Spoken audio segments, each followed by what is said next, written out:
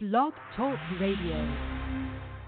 Good morning out there in Blog Talk Radio Land and Rainbow Soul and the many ways that people tune in to Off the Shelf and have been tuning in to the Off the Shelf for 14 years now. So we have an awesome guest on deck for you.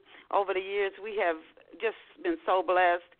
Some of our guests have gone on to have their own regionally very highly viewed TV shows. Some of them come on international television shows, New York Times best-selling authors we've had on Off the Shelf over the years, and a Grammy Award nominee. So we have another awesome guest on deck for you that we're excited to introduce to you, our loyal Off the Shelf listeners who've been with us for 14 years. And I want to thank each of you who've listened to all of our guests every Saturday morning for 14 years. And for those, it's your first time coming by, I want to let you know that you are listening to the Winning Book Radio Show, Off the Shelf. Before we begin, I want to drop this thought into your mind, and it is success doesn't just find you. You have to go out and get it. Success doesn't just find you. Some of us, we waiting on magic. Success doesn't just find you. You have to go out and get it. And welcome again to this Saturday, you guys. Can you believe we coming down to the end of August? I was just talking to somebody yesterday, and they said, where did August go? Where did August go? It's August the 24th. Thank you again for joining us. Before we introduce you to today's guest, I want to ask you, how good of a mystery sleuth are you? Do you think you can figure out who's responsible for the murder mystery that cloaks Raymond and his friend's lives and love pour over me? And I ask you another question. How much do you value relationships and love? How long would you wait to experience a once-in-a-lifetime romance? I'm talking the kind of romance that can open you up to so much brilliance and love and joy that only a few people in this world get to experience. How long would you wait? Would you wait as long as Raymond and Brenda, and would you think it was worth it if it didn't come right away?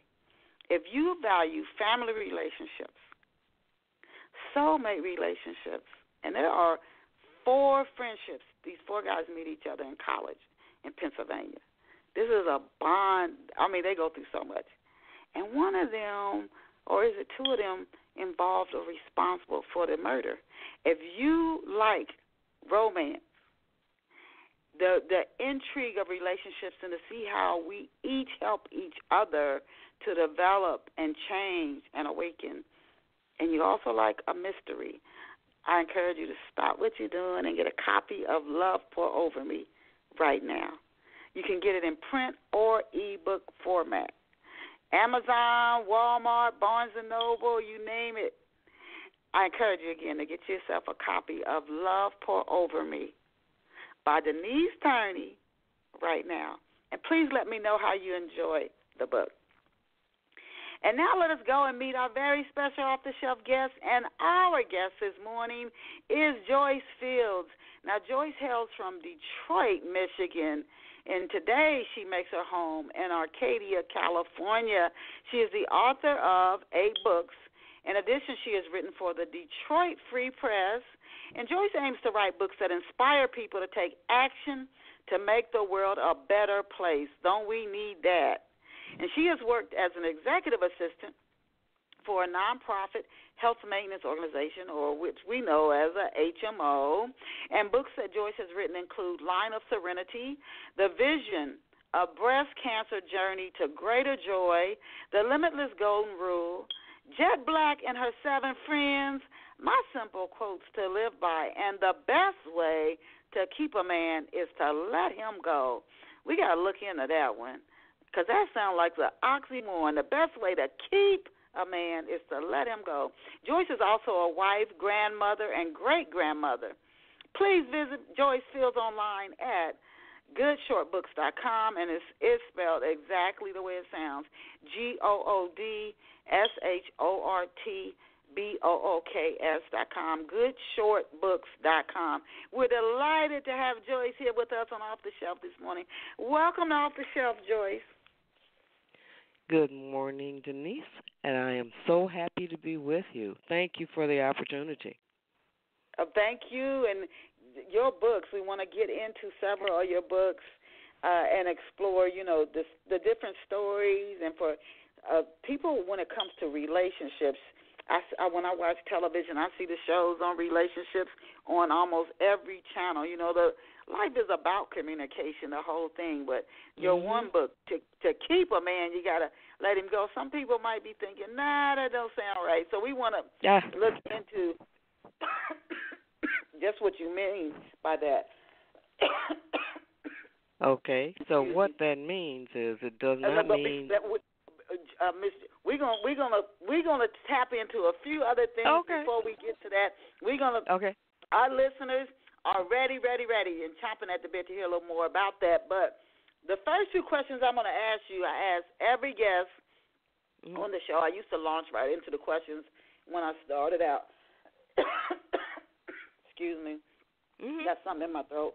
When I started out 14 years ago, and the listeners said, no, we want to know a little bit about the guests before you start asking them questions about their books. So the first few questions I'm going to ask you, I ask every guest who comes on Off the Shelf so I can give a proper intro to our listeners. So to begin, Joyce, could you please tell Off the Shelf listeners where you grew up and what life was like for you growing up? Okay. I grew up in Detroit, Michigan, and life was it was so much fun when we were growing up. I was born in 1944, and Detroit was really popping, and it was just a thrilling place to be. And I still love Detroit, and my siblings are still there, and I go back. I try to go back every year. I haven't made it this year yet, but I'm still planning on going back to visit with my siblings. I'm the oldest of 7. I have 2 sisters, and I had 4 brothers. My oldest brother died in 2013. He had lung cancer, so that's how we grew up. And I also wrote another book called Line of Serenity, and it captures. It goes from 1944 to 1977. It's a memoir, and it captures the way that we were raised. And we were raised with, we didn't know it at the time, it was love. No drugs, no ugliness at all. It was just love because we were so poor. That was really all we had materially, was love. Can you, for people who, Detroit, now it's coming back, but we know Detroit, they had some bad mayors who didn't do well with the city and the funds. But can you, like you said, it was a happy time. Can you give people just who can't even imagine what it was like in Detroit when you were growing up? Was it booming? Was a lot of business? Yes, it was. It was booming, and that's what I capture in the book. There was a street in Detroit called Hastings Street. It was extremely popular, and it was just filled with businesses, black businesses, fish markets, confectionery stores, dry cleaners, beauty shops, barber shops. It was really a lot of fun, and children at that time. Like I said, I was born in 1944, so we could go anywhere. We could walk around. We could ride our bikes. No worries about children being harmed. None whatsoever. Wow. For people today, that's why, and I thank you for sharing that. And you said you shared in your book, Line of Serenity. But for people today, that's almost unimaginable. I know. It's unimaginable to us. So when did Detroit, when did it start to change? I mean, I've always known. I really don't know. It happened gradually. It started changing in, let's see, I know in 67, I think it was 67, we had the riot. And then and that was the year that my husband and I got married, 67. And so it was after that. I mean, now my son is 49 years old. It was still really nice when he was born in 1970. So it I don't really even. It's almost like it just kind of is like a cloud that overtakes you, and you didn't even know that it was there. I don't know if that makes sense. Yeah, it was, and it's coming back now, and we hope that it continues to rebound. I know there are big organizations that have money invested in it, but that again shows you corruption. How you think it's not doing nothing, but you can really, really hurt for long term, and you can help for long term with things you think are only impacting a few people. You think this ain't going to affect that many. Yeah, I know. It just might. Now, when you were a kid coming up in Detroit, Joyce, what did you dream of becoming? Well, I wanted to, when I was very young, I wanted to be a nurse because I didn't think that nurses got sick. Oh, wow. So that's the logic of that child, So, but then I ended up a little bit later on. I wanted to be a secretary. There was a TV show. I think it was Gail Storm, and she was a secretary, and that's what I wanted to be, a secretary, and that's what I ended up being. Oh my goodness! So see, you did it. You did just what you. Yeah, I did. I started out as a stenographer, my first job at 18 years old. Graduated from high school in January, and then I told my mother I didn't want to even try to look for a job for a couple of months, and started in April on my mother's birthday. On April 9th is when I started work. At 18 years old, I was a junior stenographer. We took shorthand and typed and copied and all that kind of stuff. Made copies and typed up documents. So you became what you wanted to be. Now, how old were you when you knew that you wanted to be a writer? Was that something that goes back to childhood? I never even knew that. I never knew that I wanted to become a writer. And I got to update my bio. I sent you the bio that said 8 books. It's 10 books now that I've written. Oh, okay. Mm-hmm. So that sort of happened organically. Yes, it did. It's almost like God has guided me most of my life. It's just, he even guided me to the man that I'm married to when I was 13 years old, and I knew that I wanted to marry him at 13. Wow. Yes, it amazes me too. But no, I never set out to become a writer. I do remember in about the 6th grade or so that I wrote this paper. It was based on the premise that if our ancestors could come back and see all the, quote, modern conveniences, unquote, of that day, that they would just be absolutely amazed. I remember writing that paper, and I remember getting an A on that paper. So I was in about the 6th grade. And I don't recall writing anything else until about 1982. I was the supervisor of word processing, the word processing center at Detroit Edison. So I went from junior stenographer to senior stenographer to secretary. And then I ended up being promoted to the supervisor of the very first word processing center. So I had to come up with all the different processes and procedures to make that a functioning operation for Detroit Edison.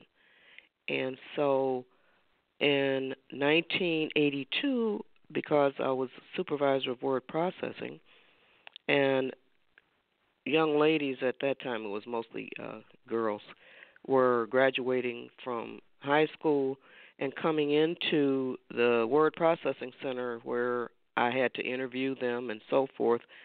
And they were being taught how to do word processing, but they were not being taught in the correct way. So I wrote an article entitled Word Processing, Teach Concept, Not Operation. And it was for the Office magazine. That was in 1982, and that magazine is now defunct. And so it was a contest that I wrote for, and I didn't win the prize, but they wanted to print my article in the Office magazine, and so they printed it. And so that was the first sign that God gave me that my writing was worthy of publishing. Look at you. It's like it just organically happened for you. Now, talking about your books, and we mentioned this briefly on Off the Shelf so far this morning. I love the cover of Line of Serenity. Can you tell us when and why did you write Line of Serenity? Okay, now that's a very interesting story. I wrote that book in 1997. So that was from 1982 to 1997 when I wrote Line of Serenity. I didn't even know, like I said, I didn't know that I was a writer. And so you talked about the cover. Yeah, I love the cover. So what inspired you to write? Okay. What inspired me to write the book was, I mentioned that we had so much love in our family. And like I said, I'm the oldest of 7. And when our parents raised us, we always talked about when we all got together after we were grown. We've always said that we wish that Mom and Daddy could have bottled the way that they raised us, because it was really a heartfelt way that they raised us. It was so good. And so I wrote the book because I didn't want the way that they raised us to just fall by the wayside. And I wanted to capture the way that they raised us so that the generations to come would know how we were raised. And it has pictures. It has 20-some pages of pictures and about 22 pages of recipes. The whole book is 167 pages or so, 169 pages or so. And so I already had finished the manuscript I think it was about September of 1997. I'd finished the manuscript. And I didn't know what to call it. So my husband made the statement, all of y'all have that line of serenity running through you. And I was really intrigued by that statement that he made. And so the first 15 or so pages of the book, my husband is explaining what he sees. He adored my parents. What he sees in each one of us. He went through the whole line, my mother, my father, me, all of my siblings, and what he sees in each one of us that describes what he thinks of as this line of serenity. And that's the title of the book. Oh, so how much of the story, Joyce, is yours, and how much of the story is your parents and your grandparents? I would say probably, I don't know, maybe 75% my parents and 25% us. My grandparents, I only interacted with one of my grandparents. My father's mother and my mother's father had both passed on when I was born. And my mother's mother, she got to be, people use the word senile. We didn't have Alzheimer's at the time. They said that the older people were senile. And so she would spend lots of months of the year with us, and she would spend lots of months of the year with her other two daughters. My mother was her daughter, and my mother had two other sisters who shared taking care of my grandmother. And my father's father he lived in Arkansas, and we used to write to each other. I never met him, but I have pictures of them in the book, Line of Serenity. I said that there are about 20-some pages of pictures. And so I wanted to put the pictures in because I wanted future generations to be able to look back at pictures of their ancestors and say, "Oh my goodness, my daughter looks just like Aunt Lou," or something like that, or and so food has always been, it still is, a very important part of our lives. And so I have 22 recipes in the book.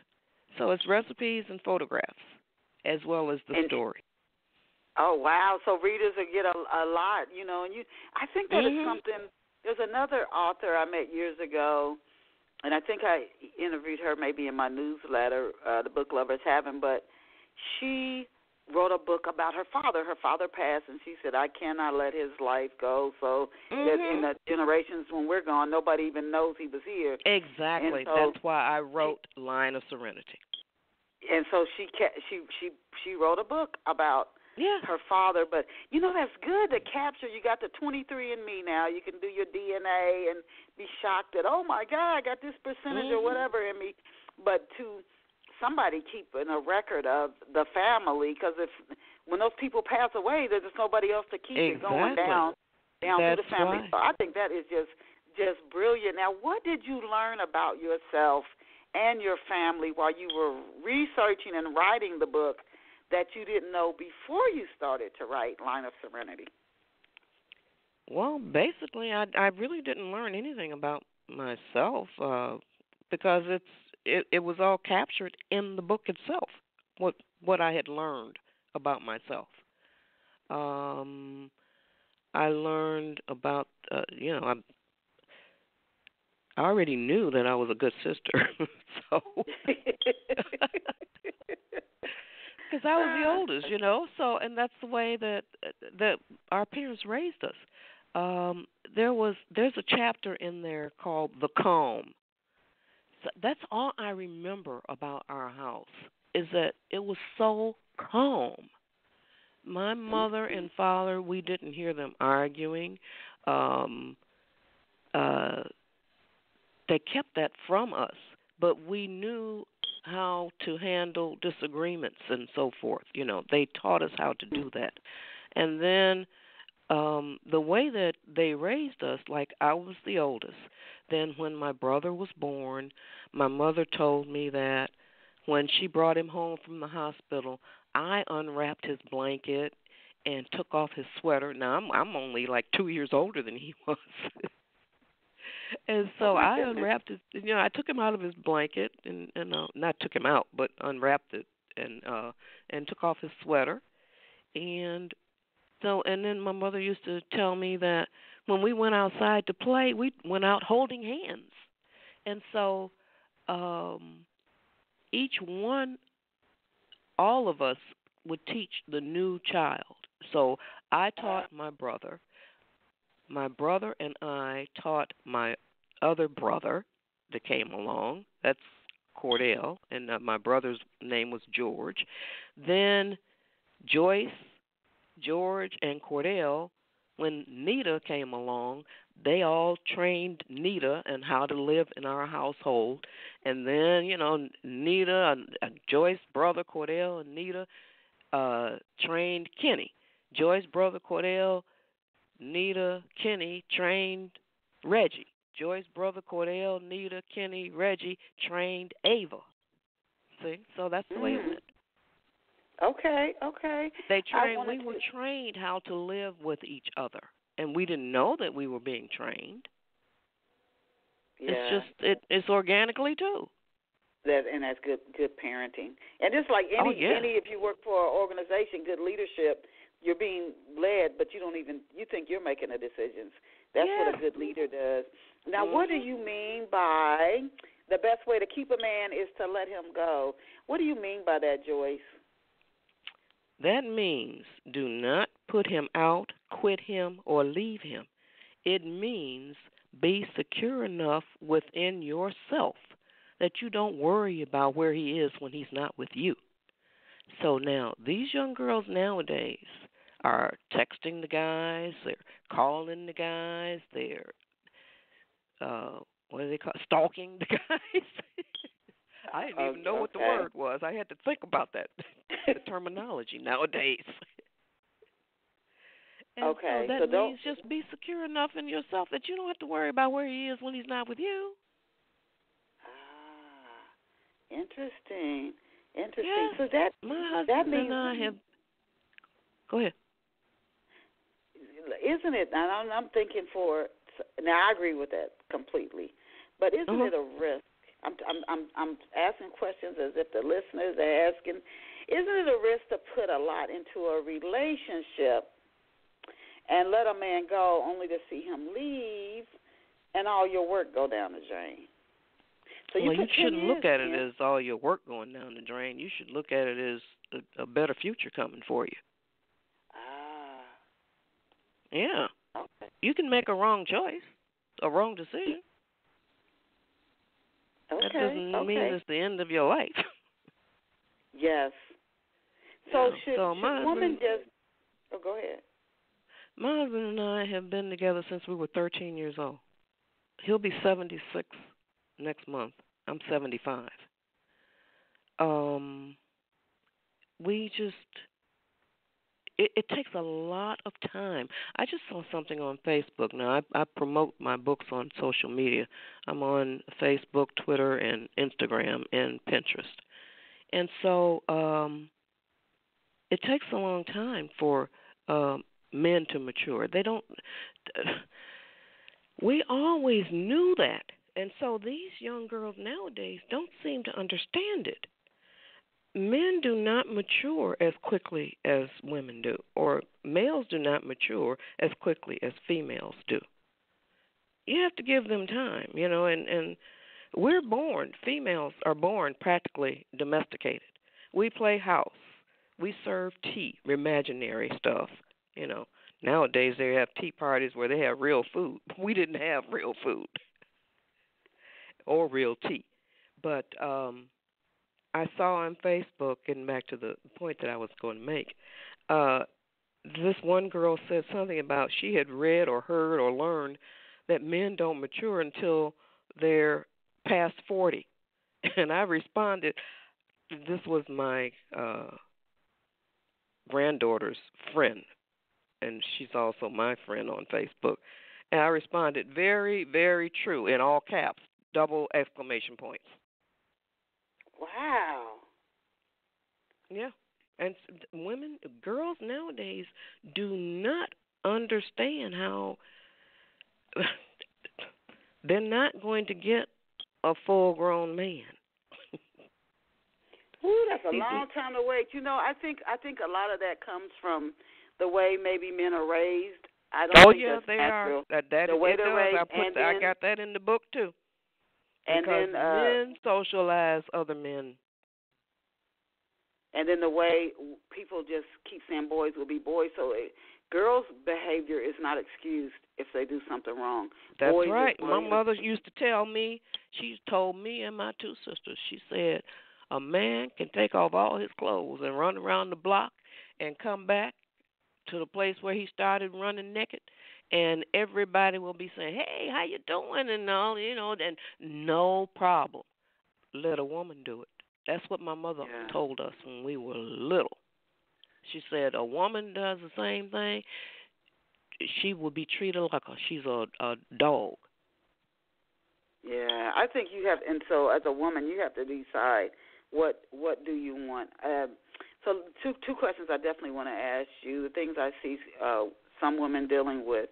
So if a woman wants to keep a man, should she stay even if he cheats? Some women say, all men are going to cheat, so I'll stay as long as he don't bring in a baby by another woman. Well, you see, this is the thing.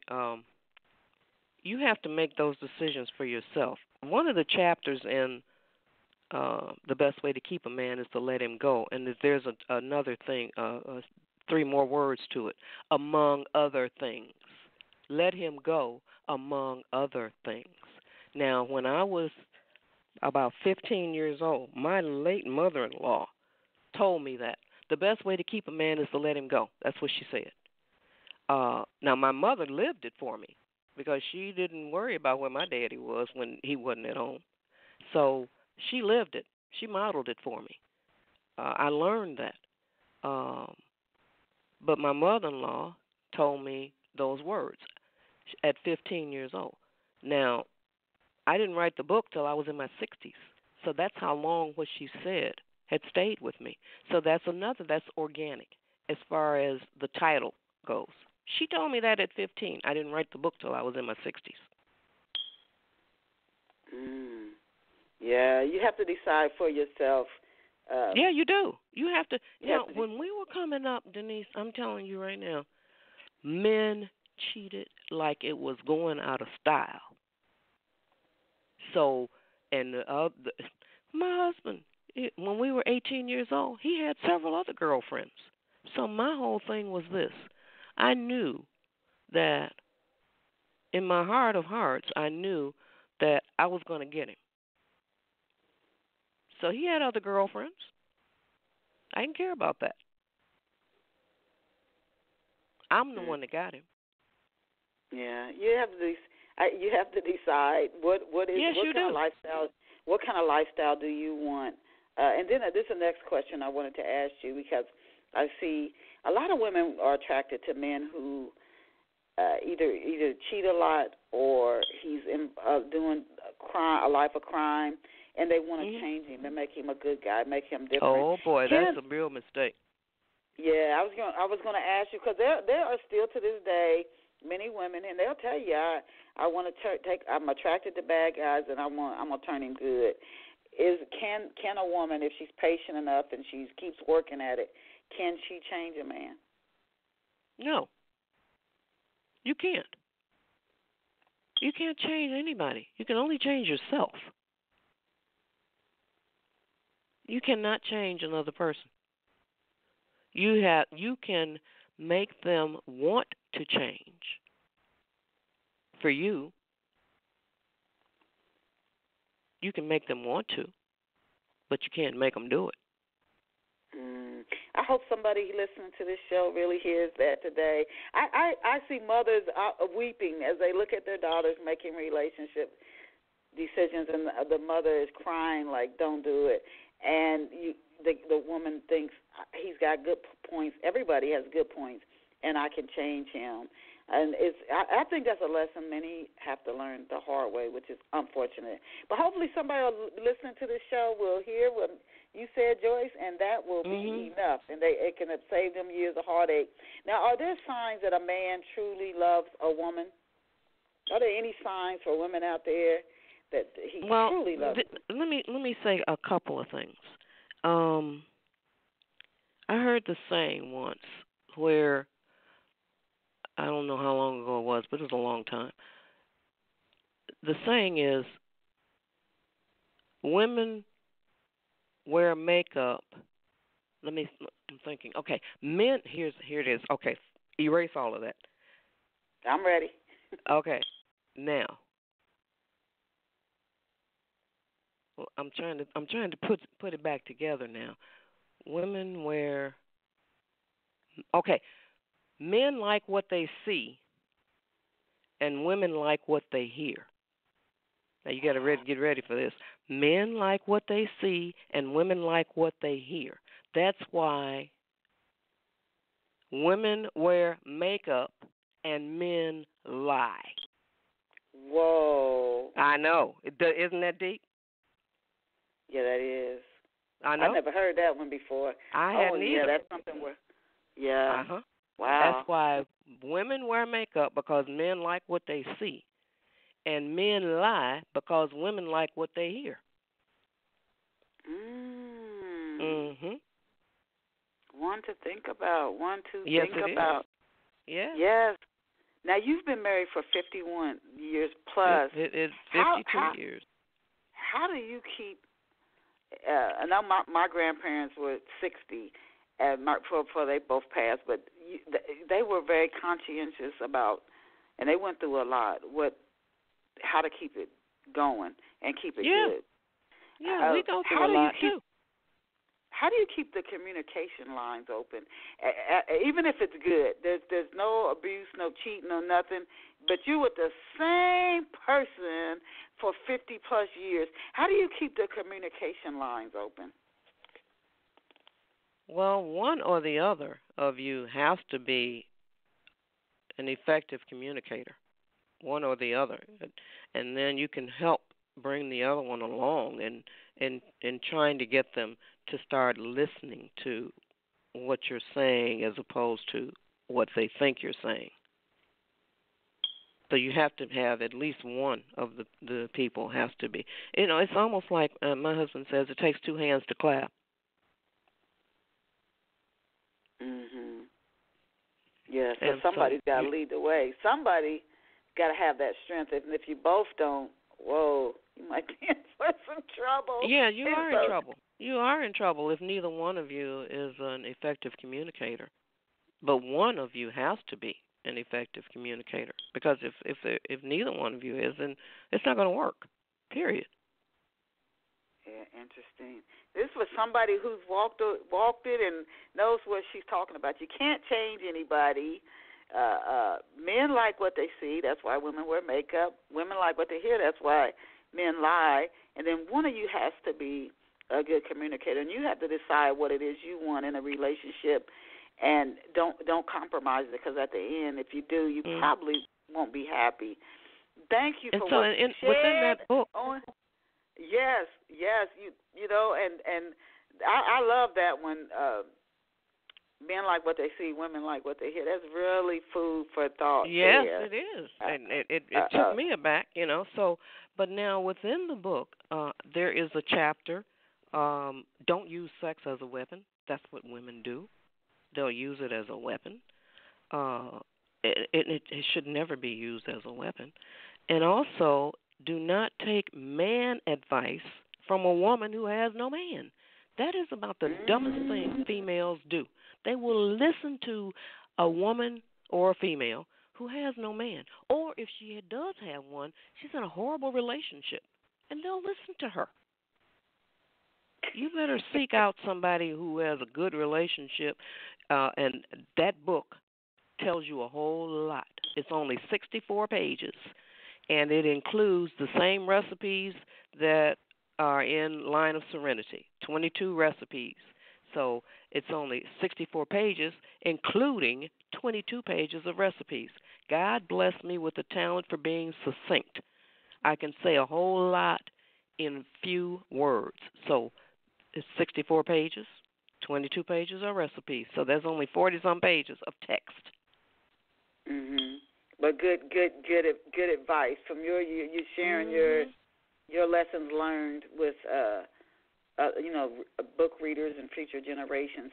Now, and for our listeners, that is in The Best Way to Keep a Man is to Let Him Go by Joyce Fields. Now we're going to talk about another one of your books. Is Mother's Dozen? Is that a book for new parents? Yes, it is. Mother's Dozen, an easy recipe for raising great kids. Can you share some key tips, not giving everything away, but maybe 2 key tips that you do share in the book Mother's Dozen? Okay, what I talk about now, the forward, when I finished the manuscript, I sent it off to big-time publishing houses, and I was rejected on every front because they were saying that they didn't take any kind of child-raising advice or books from, they only took them from psychologists and social workers and ministers and stuff like that. That's what they mentioned to me. And so I did the next best thing. And my cousin at that time was attending famed church out here in Los Angeles, and that was one of the big mega churches in L.A., First AME Church, and I sent an email to the pastor asking him if he would be willing to read and write a foreword for the book. So he wrote this foreword, and if I hadn't been sitting down, I would have just about passed out. It is awesome. He says, Mother's Dozen is a handbook of excellence in raising children. It systematizes the rules passed from generation to generation regarding preparing children for the world to come. It involves tough love. It encompasses touchy-feely. It establishes fences that keep the wolf out and the sheep safe. It is common sense, the most uncommon thing in the world, particularly in this present age of negative imaging and self-raised, quote, rugrats, unquote. The quest is not for something, quote, new, unquote, but for something substantial. It is here. Every line brings an aha experience. The head nods yes, the will prods action. Well done, well done. Reverend Cecil L. Chip Murray, First AME Church, Los Angeles, retired. So okay. he wrote the foreword for this book, and this one is 48 pages. I told you that God blessed me with the talent for being succinct. And so what I do is I list the 12 ingredients that I call them. That's why it's called Mother's Dozen, an easy recipe for raising great kids. Start from infancy. That's number 1. Number 2 is teach them manners. Number 3 is love for learning. Number 4, responsibility. Number 5, rules, order, and organization. Number 6, independence. Number 7, spirituality or a higher power. Number 8, affection. Number 9, discipline/self-control. Number 10, feed interest. Number 11, obedience. And number 12, patience. This book will lead you into, it makes an excellent gift as a baby shower gift. But it tells you everything. Start from infancy. Babies are smart. See, these young girls nowadays want to act like they're like a little mannequin. Just dress them cute, and they don't realize that's a human being. You got to talk. You got to train them. You got to teach them. So they just want to dress them. And nowadays, they're even wearing 14-karat gold bracelets. You've seen them on babies. It's just ridiculous. So you got to teach them manners, and you teach a child manners by being mannerable to the child.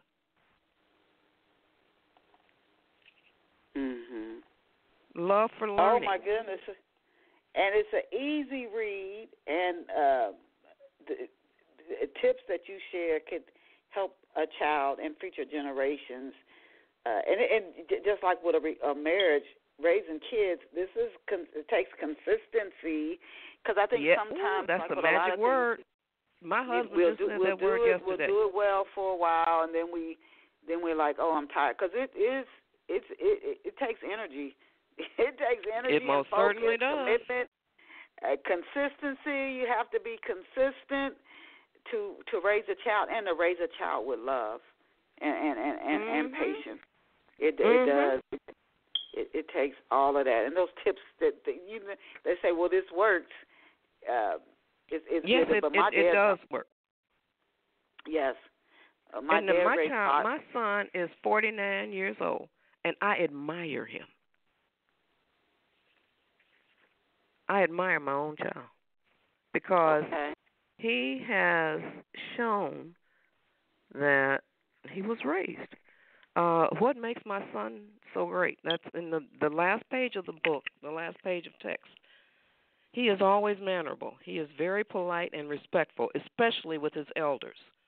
He loves to learn and experiments with new approaches in order to learn more.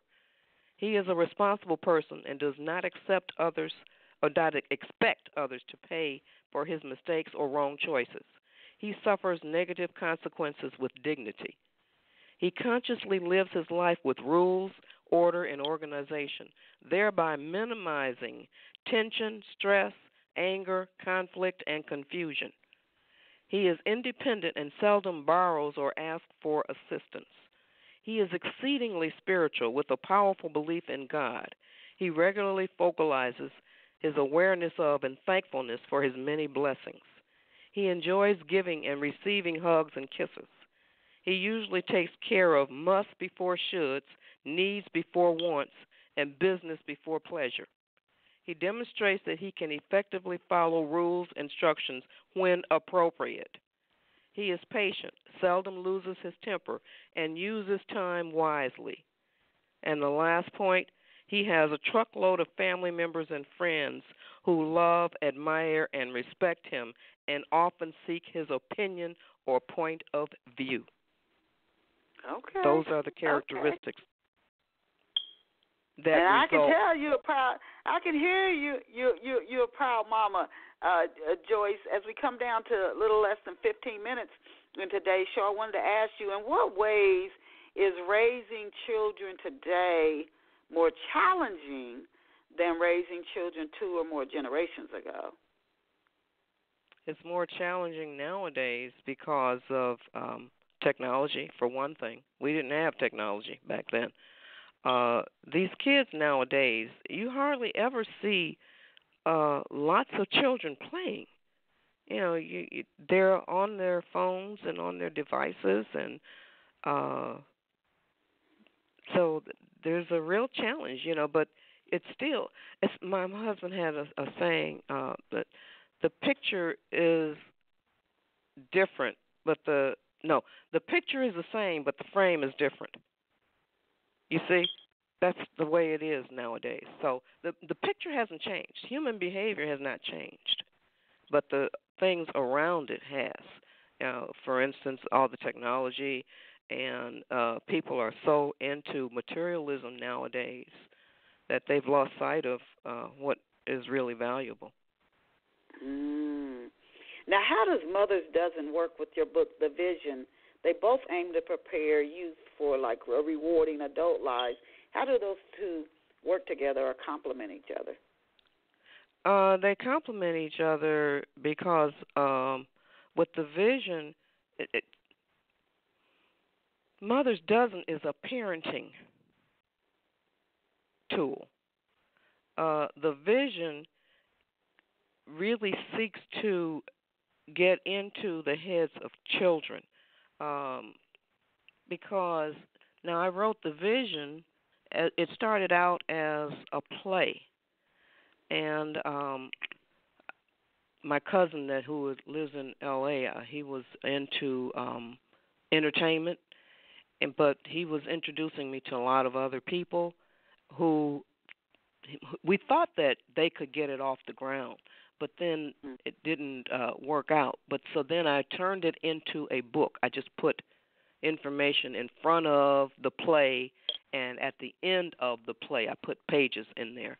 And this one is about 2 young slave children talking about learning their lessons. And it's written in like slave vernacular, but it's not hard. Excuse me. It's not hard to follow at all. The little boy has just been beaten because he wanted to learn how to read. And so the 2 children are in the barn talking. And she was just telling him how her sister has visions. You know, I don't know if you're familiar with this, but a long time ago people used to say that a child was born with a veil over its eyes. Yes. You heard that before? Yes, I have. Oh, okay. So that means that the child they can see into the future. Born with a veil over their eyes. So she was born with a veil over her eyes, and she could see way, way, way into the future. And she could see that in the future, black kids especially were not minding their lessons, were not learning their lessons. And she was saying about how Lord have mercy. If they could know what we are going through, they don't know what we're going through. And because we want to learn how to read and write and figure, and she didn't say all of that math and stuff, so she talked in different terms.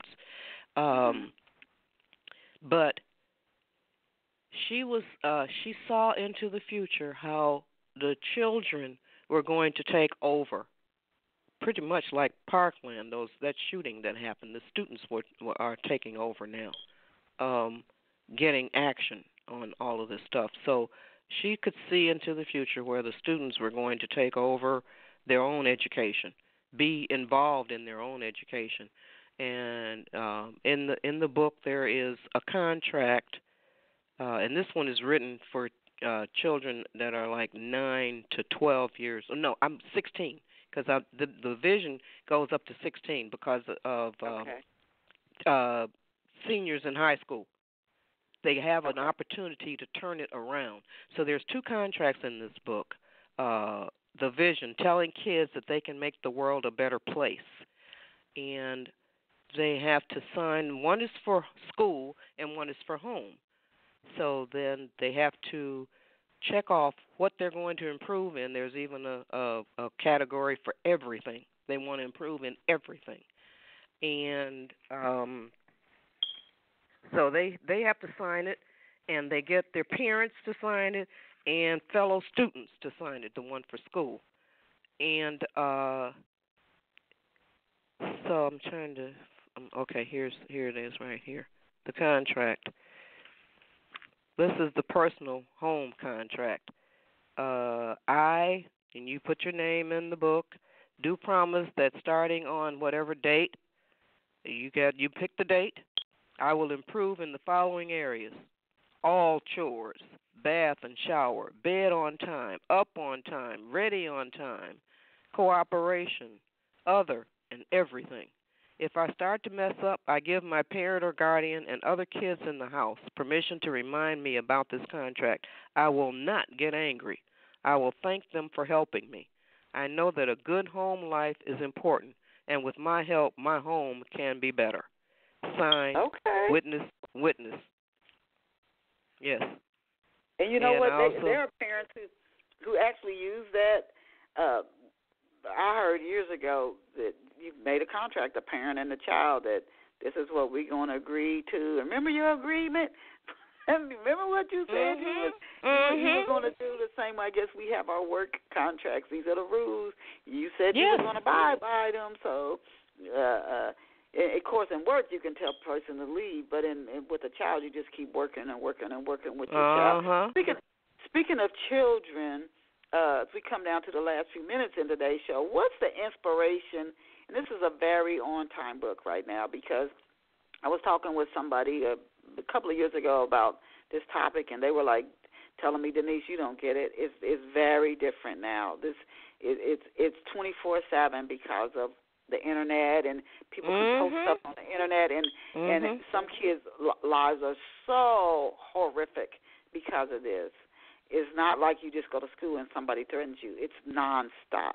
So what's the inspiration behind the book, from you, behind the book, Dear Bully? Oh, Dear Bully. The inspiration for that one was bullying has been around since before I was born. Kids have always bullied, but it's worse now because children are committing suicide. They have even coined a word. It's called, I have never heard this. I think it's the ugliest word I've ever heard. Bullycide. That is for children who committed suicide because of bullying. I think that is just horrible. But I wrote the book. It's called Dear Bully, a collection of poems about bullying. And so like I told you, how God has just guided me. And so in this book, there's 25 poems. I wrote 25 poems in 6 hours. It just absolutely blew my mind. So because of the fact that the children are committing suicide. It's just so unnecessary. I mean, you can have, when we were coming up, we would have fights and all of that stuff, but the next day we'd still be friends. Maybe in the next few hours we'd still be friends. So I want to read you one of the poems in the book, and this is all of the poems start out with the two words, "Dear Bully." Now this one is, "Dear Bully, sending mean stuff on your computer or texting it on your phone is no way to deal with anyone. It's better to leave them alone. Cyberbullying is just as bad as doing it face to face. It's nothing to be proud of. It's really a total disgrace. Instead of sending mean stuff, start a cyber friendship chain. Include the kids you bullied, and then you all will gain a better way of living, more smiles in all your days, using your computers and your phones in smart and friendly ways." I like that poem. And for somebody maybe just at the start of bullying, I could see where that could impact them. For somebody who's bullying because there's some psychological things going on where they might be projecting. They might be projecting because of something going on at home and just finding a suitable target. Some of those kids may need professional help so they can start to really identify, why do you want to hurt anyone? And then that's a good question. Why do you want to hurt anyone? Now, what can each of us do to stop bullying? What can each of us do to help turn this around? Well, you know what? It's funny you asked that. In 2012, I created the Anti-Bullying Pledge, and I'm going over to the computer now. It's free on my website. I'm hoping that the computer is asleep, so I've got to wake it up. But let's see where. Okay, here. So the Anti-Bullying Pledge has 6 points on it. We can get these kids. You can go to goodshortbooks.com, the anti-bullying tab, and download it. It's free to download. The book itself is $7.99. The Dear Bully is $7.99. But the pledge states, I pledge to not be a bully. I pledge to stop being a bully. I pledge to be kind to all. I pledge friendship to the bullied. I pledge to choose good over evil. I pledge to start or join a cyber friendship chain. Now, a cyber friendship chain is nothing more than the phone, like a phone club, where they call each other and they encourage each other instead of discouraging each other or telling each other they're fat, sloppy, or stupid, or anything like that. So if people would download this pledge, we could make a difference in starting with like 5, 6-year-olds. Read it to them if they can't read themselves yet, and just instill it in them to stop this bullying. And you said it when you said start early, because somebody listening to the pledge could say, oh, that wouldn't work with a 15 or 16-year-old. No, you start earlier. Exactly.